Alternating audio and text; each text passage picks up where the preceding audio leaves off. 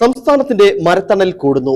വനവും തോട്ടങ്ങളും ഉൾപ്പെടെ മൊത്തം 22,059 ചതുരശ്ര കിലോമീറ്ററാണ് ഹരിത മേലാപ്പ്.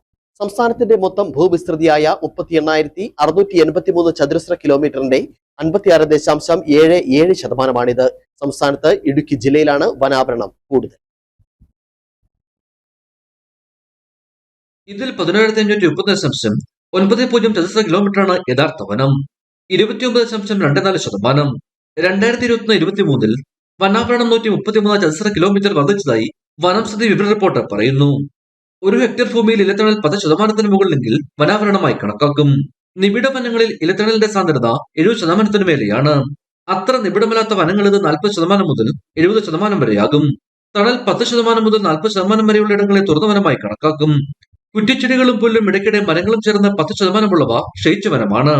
2022-23 മുൻ വർഷത്തേക്കാൾ 0.61% വനാവരണവും കൂടി. കേരളത്തിൽ ഇടുക്കി ജില്ലയ്ക്കാണ് വനാവരണം കൂടുതൽ. മലപ്പുറം, വയനാട്, പാലക്കാട്, കോഴിക്കോട്, കണ്ണൂർ, തിരുവനന്തപുരം ജില്ലകളിൽ 50%-മേൽ ഇലച്ചാർത്തുണ്ട്. ഇടുക്കി വിഷൻ, കുമളി.